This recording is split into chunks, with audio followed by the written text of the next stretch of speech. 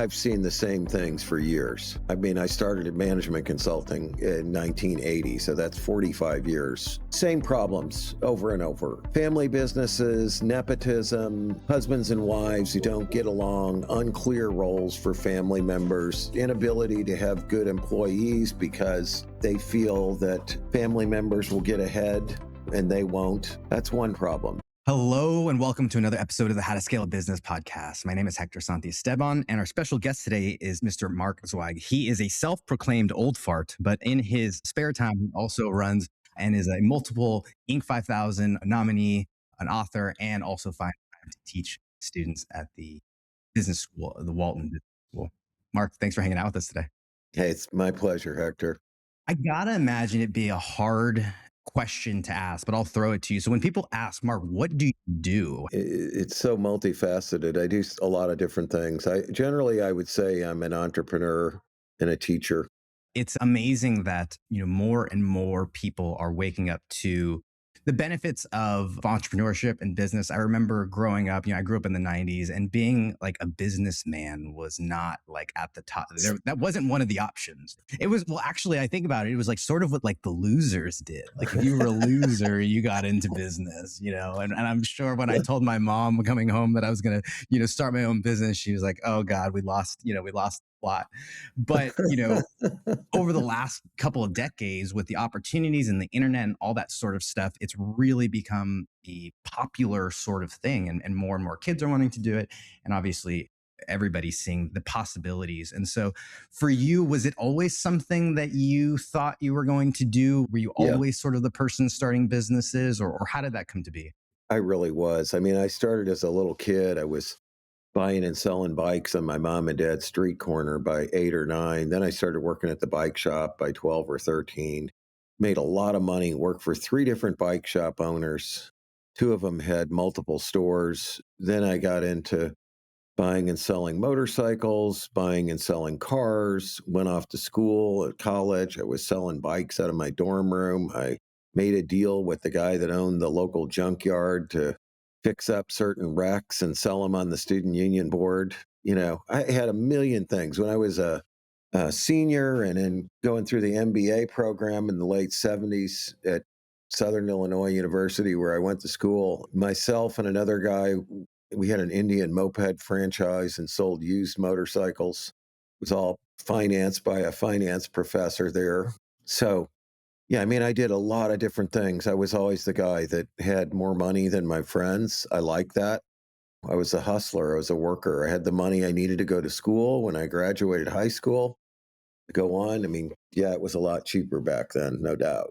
Well, it I seems start, like a lot of it is about like buying and selling things, and a lot of different things, or maybe it was all about bikes and motorcycles. But is there any commonalities or sort of threads that are woven through all of the businesses that you've been a part of? Yeah, I mean, those were my early years. I mean, when I got out of grad school, I went to work in management consulting.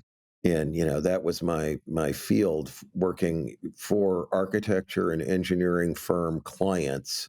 And I ended up getting recruited to 2 of those companies that were clients of mine, became an owner in one. And then when I was 30, I started my own business, consulting, publishing, training, media company. The company that is called Zweig Group today started it as Mark Zweig and Associates in 88, and then Zweig White. So, no, the common theme, and it's still in business today. In fact, it was on the Inc. list last year. It's in its 3rd ownership iteration at this point. So, the common theme that runs through all of it is improvement. I like to buy things. I didn't just buy and sell, I bought, redid, and sold. Did the same with real estate. I've had over 100 houses. We had a development business here. We were named Developers of the Year. Did a lot of houses in the historic districts of Fayetteville and in the downtown area and surrounding area. And it was always the same story. It's seeing something that you can improve and making it better and creating value. I like to buy businesses. I like to get involved with other companies as an outside director. It's the same thing there. How can we improve these? How can we make these businesses more valuable? And as a teacher, it's like that too. In a way, you get these students who are raw materials. Some of them have more potential than others, but how can you help them be the best they can be? What can you do that's going to make them more valuable. That's my theme, if there is a theme. I mean, it's just making things hopefully better than when I got there. Yeah, I remember, my uncle he flipped houses for a number of years and he still does it, but he always talked about, the benefits or the value of sort of redoing the kitchen. He was like always about the kitchen or whatever. And it seems like there's always an opportunity to improve and thus increase the value of something. Man, And it's I so think true. In not a lot of small people. businesses, it's like shooting fish in a barrel. There's always ways to improve them. One of the things I have my students do is a consulting project where they work with a small business, somebody doing less than 10 million a year is the criteria, privately held, and they help them increase revenue, increase profitability, increase the value of the enterprise, and reduce risk. And it's very wide ranging. And I tell you, Hector, the stuff that we see, I mean, just think about that. I've been doing that now for over 20 years. And, I had 90 students this semester. Think of all the companies that I have seen, the numbers on and the way they're run, and thorough investigative reports into those businesses. And on the one hand, you could say it's appalling how poorly the majority are run. On the other hand, you could say, wow, what a great opportunity is out there, you know, for anybody who wants to seize it. Are there any common mistakes that you're seeing? And to nuance the question, are they the same mistakes that people have been making, or have those mistakes sort of evolved and changed over the years? To answer the last question first, I've seen the same things for years. Okay. I mean, I started in management consulting in 1980. So that's 45 years. Same problems over and over. Family businesses, nepotism, husbands and wives who don't get along, unclear roles for family members, inability to have good employees because they feel that family members will get ahead and they won't. That's one problem. Marketing, generally no marketing whatsoever. I can't tell you the majority of small businesses, you talk to them, you ask them what are they doing marketing wise, and you'll get this line. We believe word of mouth marketing is the best marketing. So my response to that is so you do nothing. So their marketing is horrible, their roles aren't defined, the owners are not open to change. Their accounting is terrible. They're running personal stuff through the business. They're not really committed to growth. I mean, one of the things that I think is an important distinction between an entrepreneurial business and just a small business is the entrepreneurial venture is going to builds value that can be realized on exit. The small business is just all about what can I suck out of it now? What does it produce for me now to make a living? And that is a major distinction. If you want to create value, you've got to be committed to growth. And a lot of small business owners, they're not. Is that simply a perspective shift, or are there tactical things that people can do to, I guess, create that value as opposed to extracting it? Oh, yeah. I mean, there's a lot of things you can do. I mean, it is a mind shift. There's no doubt about that. I mean, you've got to believe it's possible. I had a client years ago that they were a client of our firm. It wasn't my personal client. It was, our firm had worked for him. We had a big company. And so I get a request from the CEO to come and help them, give them some input on setting up a board of directors that has outsiders on it instead of just insiders. So I ask them for all their stuff and I get their financials, I get their business plan. And basically, I get the numbers on the company. It's doing about $27 million a year. And the first thing it says on the business plan is we would rather be a $50 million company making a $10 million profit than we would be a $100 million company making a $10 million profit. And I asked the guy, well, why do you say that? I'm just curious. And he said, well, it means we're more efficient, we're more profitable, we're able to get better fees or whatever. And at the time, businesses in this industry were trading for about 70% of revenue. And by the way, in this case, revenue was really a better number than multiples of EBIT or any of the other stuff the finance jocks want to throw around. If you looked at consistency, there was really less variability in multiples of revenue. It's one of the things Zweig Group does is it tracks valuations of privately held firms in this industry. So they were trading for about 70% of revenue. So I asked the guy, I said, "Oh, you don't mind leaving like $35 million dollars of value on the table then?" He's like, "Well, how's that?" I go, "The difference in 50 million and 100 million is 50, and 70% of that's 35 million." That totally changed his perspective. Okay. The company today is doing over 400 million in revenue. They've had two major investments from private equity firms. I mean, the guy was a fantastic leader. He grew the company by 19-fold in 11 years through a very aggressive plan and became fabulously wealthy in the process. Okay. It really was just a mind shift in that case. But yeah, there's a lot of things firms can do if they want to be more valuable. The first thing, though, in my mind, is embrace the idea you've got to grow. Your value is directly related to your revenue growth rate. Anybody can tell you anything they want. I don't even care what they say. Okay. I've seen tons of companies that made no money but had high revenue growth rates that were incredibly valuable. Multiples of EBIT, they're fine for stale, old line companies in mature industries that are not growing. Okay. You want to talk there? Okay. 4 or 5 times EBIT, whatever. Great. But when you start talking about entrepreneurial ventures, it's all about growth rate, and you better be keyed into that. And the only way companies are going to grow is spending money on marketing. My favorite one is we're going to have a hockey stick growth trajectory, but we're going to spend a quarter of what the average firm in our industry spends on marketing. I mean, it's like, how logical is that? I think a lot of entrepreneurs are very illogical about their business. You got to invest in people and you got to invest in technology and new product development. I mean, those are the things that propel the growth. I think you hinted at the answer to my next question, which is when Mhm. you come in and you've had the privilege of advising on lots of companies, sitting on the boards of lots of companies, are there sort of a key order of operations, or is there sort of a diagnostic that you like to take in order to make sure that all of the right boxes are being Mhm. checked or all of the right systems are being ran? That's a good question. Yeah, I mean, early on in our management consulting business, we would get asked to help companies do their strategic plans. And typical at that time in the industry I was part of, there were lots of providers of that. They were tended to be one or two person or companies. Sometimes it was a group of people who marketed together. And then if you got the job, you got 80% of the fee and 20% went back to the overhead. But they weren't real companies. But in any case, they all had basically the same thing. They're going to charge you 3, 4, $5,000 a day or whatever to moderate your business planning retreat.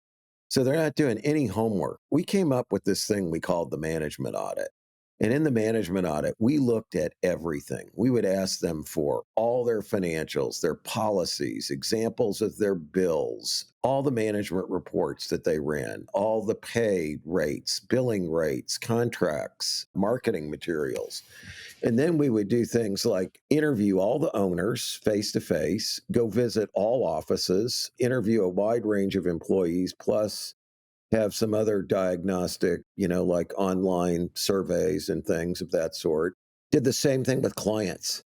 Get their client lists, interview their current clients, interview their past clients, interview people that they want to have as clients about the company, and then put all that into a giant report where we benchmark their financial performance against the industry. You've got tons and tons of quotes from people.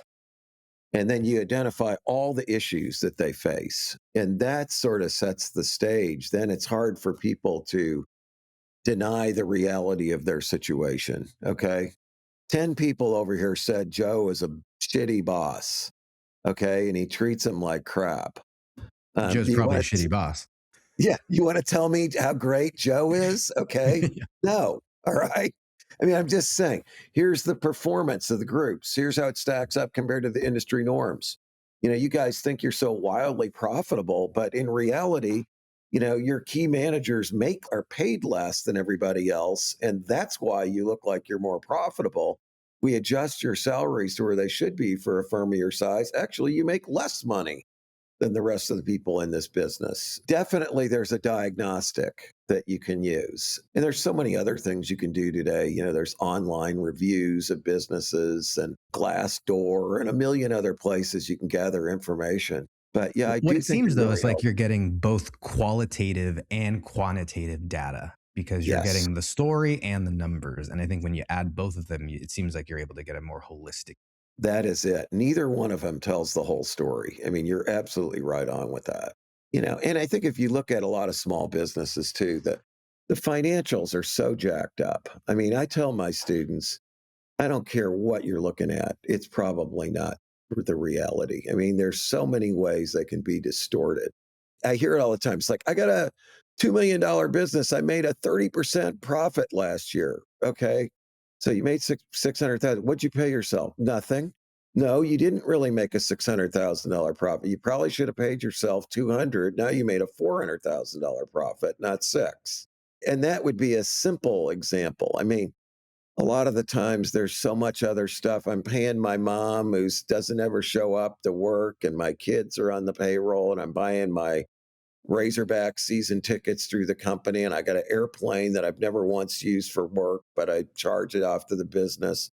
Or I've got the business pays rent to me, and I've got own the building in a separate corporation, and I overcharge the business rent such that it doesn't pay any taxes, and it jacks up the value of my building because I've got this lease on it from myself at a higher rate than it's really worth. And all commercial properties are valued based on the income they generate. I mean, you got to really dig into this stuff, okay, to see what's there. So, yeah, the numbers alone do not tell the story because they're usually Yeah, wrong. that's for sure. And I'm speaking from some experience. And part of the problem was I was trying to do it all of my own, as opposed to having someone who actually knew what they're doing come in and professionally. When we get back from break, Mark, I'm curious. We've talked a lot about sort of timeless strategies, if you will. That one of Mhm.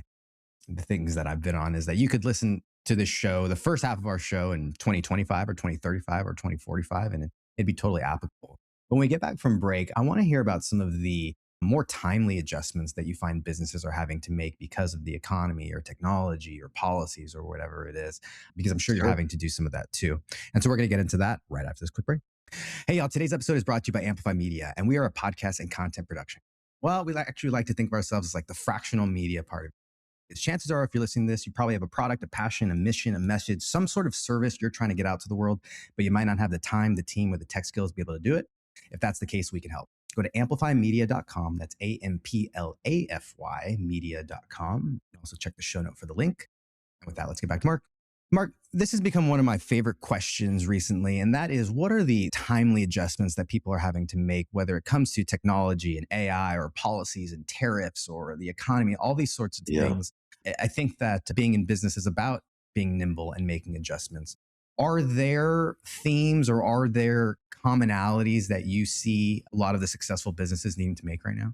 I mean, I can only tell you what have seen, and I by no means is that representative of all industries or business types. So, I mean, you can appreciate that. But yeah, I mean, there's some simple things like having the right keywords on your website to maximize your Google search numbers or whatever. I mean, today you've got to do whatever you have to do so AI can find you. I mean, you brought up AI. That's definitely something that is a concern. And a lot of people are going to AI now instead of the internet to find whatever it is that they need help with. So that's one thing. But yeah, I mean, you talk about tariffs. I'm in the motorcycle manufacturing business. I'm a partner in a firm based in Indiana, Janus Motorcycles, where we make a very highly customizable, direct to consumer, small displacement, super cool motorcycles, and we have been absolutely hammered by these tariffs. 2025 was a terrible year, not just the tariffs raising costs beyond anything that you can make money on in certain cases, because you can't just pass all that on to the consumer. The other element of it is just suppliers just pulling out of the market, saying it's just not worth supplying you guys anymore. You're too unpredictable, you're too volatile, it's just not worth our trouble. In that case, I mean, we are actively scrambling to find suppliers from countries that where the tariffs are lower. For example, our engines, we would be much better off if we can switch from mainland China to Taiwan, or one of the engines that we need. But even to do that is extremely difficult because it all has to go back through the EPA. Even if it's essentially the same thing, EPA testing and the cost of that and the time that takes doesn't make it possible. So, yeah, supply, big deal, brought more stuff in house, more vertical integration.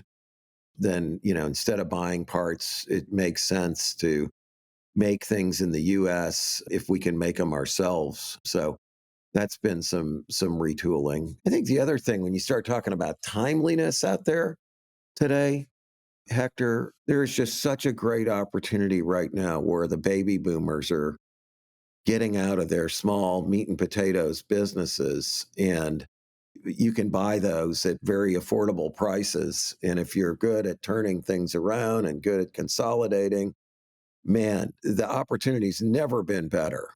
You got all these boomers out there and Gen Xers that have companies that need to exit, want to exit, and have no real options for doing so. So I'm a really big believer in buying companies and fixing them as opposed to cold starts. And, even like you mentioned, I mean, I teach at the Walton College of Business and I'm in a department of 20 some odd people now called Strategy, Entrepreneurship, and Venture Innovation. And it's a great group of people. But if you look at our curriculum, the majority of it is all around startups. And nobody talks about buying existing companies, which to me is a lot lower risk. It's got a history, it's got employees, it's got clients or customers, it's got suppliers, it's got a location. I think that's where such a great opportunity exists today, not just for people who want to get into business on their own, but also companies that want to grow to pick up these other businesses. And the other thing is, I think there's a lot of confusion and misunderstanding about the fact that many of these businesses, the owners will finance them to you because they have no other choice. And so I always tell my students and anybody else who wants to listen, I don't care how much money you have, don't use your money if you're going to buy another business. You use the least amount of it possible. You want the owner to finance it to you because then they're going to be bound to help you so they can get paid. Yeah, That's a they're really big invested in it. deal. It really is interesting. One of my I'd call her a friend. She'd probably, think less. So Cody Sanchez is someone who's really popularized this sort of Main Street over Wall Street kind of idea. Hmm. And that's exactly that there is. I struggle with it because I'm sort of this innovative, crazy person that wants to do my own thing. But for someone who just wants the easier route, starting with something that is already built and established seems to be way, way faster of a route to success. No, it is. I mean, sure, there's the benefits of doing what you're doing is you start with a clean sheet of paper and you don't inherit any problems or reputational problems or problem employees or anything. There is an attraction to that too, undoubtedly, and benefits to that. But, I think the other thing, if you talk about what's different today than let's say 20 or 30 years ago, maybe not 10, but 20 or 30, yes, is the fact that we are all potentially available 24 hours a day. And you can either embrace that and go, you know what? I'm answering my freaking emails at 11 o'clock tonight, and I'm going to be texting people and sending orders out at 2 a.m. if I have to. Or you can say, no, I believe in work life balance. And I shut down Friday at 5 o'clock and I pick up the phone at 8:30 on Monday morning or whatever. Good luck. In today's world, everybody wants everything now. Okay. It's all about speed, speed, speed. Whoever's the fastest to respond, the fastest to act. I was buying a new trailer hitch a couple of years ago for my wife's Audi she had at the time. And, I contact two companies. I had a question about whether it would work on her specific car or not. One of them responded to me in about 5 minutes. The other one took about 3 hours. I bought the hitch from the guys who responded in 5 minutes. By the Naturally. time the other guys came along, I'm like, hey, sorry, too late, guys. You just missed out on a $800 sale or whatever it was. It's all about speed and responsiveness, and anybody can do it if they want, or they can fight that. But good luck if you do. That's great advice. I have two questions left for you, Mark. My Sure. first is if people want to get more or just find out about you, get more connected, follow up, things like that, where's the best place for people to go? Probably just go to LinkedIn, connect with me there, Mark Zweig, Zweig. And you can always send me a LinkedIn message. You can email me if you want as well, mzweig at Zweig Group, zweiggroup.com. And I believe, if I'm not mistaken, you have your own show as well that people can tune into. Yes, myself and my partner, Eric Howerton, who's a very, very successful entrepreneur in many different areas. We have a show called Big Talk About Small Business. So www.bigtalkaboutsmallbusiness.com. I think we're on our 120th episode or thereabouts on that, Hector. And we talk about Congratulations. all this stuff. That is no small feat there and an achievement of my own heart, for sure. My last question, Mark, in your opinion, what is the secret to scaling a business? Marketing. It really is. I can say this to people, they just don't believe that marketing actually works. It's Zweig Group, it's 37 going on 38 years old. They don't make any sales calls. We never made any sales calls on anybody. We position the firm, the phone rings. Originally, we did it with direct mail. We spent 30% more annually on direct mail. Our business grew by 30% a year for 13 years in a row. I mean, I don't know what else to say. I'm a big, big believer in marketing. I think it takes constant experimentation. It's not just about the money, but it is in part about the money. Okay. Just like your business, you do podcasts and probably other types of media for your clients. Okay. They can either say that's a cost I'm going to spend money on because it's an investment in the company, it's an off balance sheet investment. We build up these assets, we get that out there in the media, in the channels, or you can say, no, I don't want to spend that. I'm not going to spend X dollars to make X times 10. Why would I want to do that? I just think scaling as much as anything else. I mean, yes, you have to want to do it, but then the next thing is you got to take resources and devote them to things, especially marketing, which means less consumption for you as the small business owner. Okay, because you're throwing gas on this fire, and it means you can't take all the money out of the business. But commit to growth, spend money on marketing, and then team building. Key people that are going to be difference makers. That's the big deal.